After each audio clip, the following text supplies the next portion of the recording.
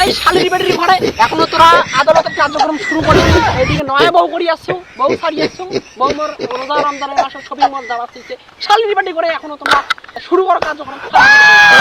আদালত আমার তো কার্যক্রম শুরু করি চাইছি, কিন্তু তোমার পিন্দিছেন কালা চশমা, আমি বুঝা যাবে তোমার নীল গেছেন না সতর আছে। কি বলে বলছেন? আমি তো ভাবছি আমার নীল গেছে। আপনারা কার্যক্রম শুরু আচ্ছা ঠিক আছে, আমরা কার্যক্রম শুরু করলাম।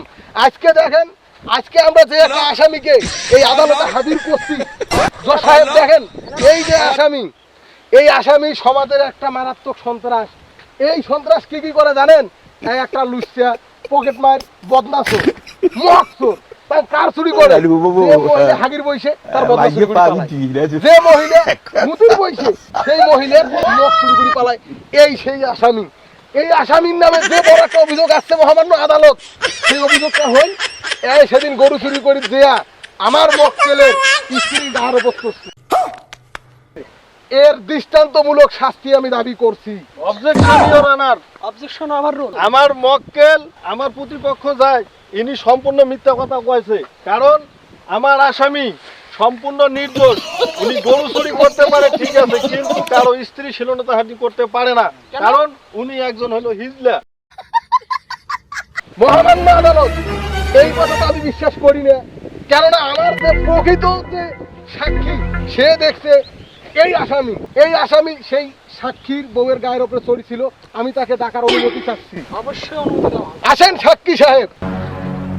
আচ্ছা, আপনি তো এই কেসের সবগুলো সম্পূর্ণভাবে দেখছেন, ঠিক না? হ্যাঁ দেখছি দেখছি। তো এই আসামি কি করছে সেদিন কোন তো? এই আসামি আমার ঘরে ঢুকছে। আচ্ছা, ওই সময় আপনি করে আসলেন? তখন আমি বাথরুমে ছিলাম। বাথরুমে আপনি কি করেন? বাথরুমে আমি ওখানে প্রসাব করে গেছি বাথরুমে। দেখতে থুয়ে পোশাক পরে যান। আরে রুম তো বেশি থুয়ে যাওয়ার লাগবে। কেন ঘরে ভেতর নিয়ে যাবো? ঢুকলেন? ঘরের ভেতর তো টয়লেট করি নাই। বেশি নিয়ে দেবেন এরপর থাকি। তখন তারপরে কি হয়?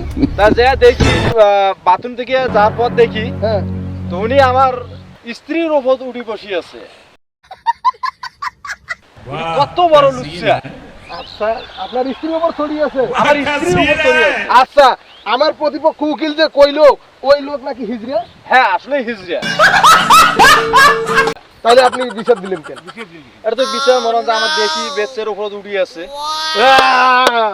সম্মান্য বিচারপতি, এই যে দেখছেন এইবার আমার প্রতিপক্ষ উকিল এতক্ষণ থাকি যে না পারাপি ঝাপাঝাপি কত কি করিল, এইবার দেখছেন তোমার নিজের কথা তোমারে এখন তোমারে সাক্ষীটাই শোনো। আমার আর কি করিল আছে, সম্পূর্ণ আমার আসামি নির্দোষ। যা কইছে এতক্ষণ থেকে আমার প্রতিপক্ষ, উনিও খালি এখন ঝাপাঝাপি করি দিলে কোন সবগুলো ভুয়া সবগুলো মিথ্যা। এইবার কি হল কোন তো উকিল? আমি আপনাদের সিদ্ধান্ত থেকে এটা আমি জানতে পারলাম যে প্রতিপক্ষ ছেলে উনি নির্দোষ, ও হচ্ছে একটা হিজড়া, ওকে হিজড়ার সাথে নাম দেওয়া উচিত। ঠিক আছে।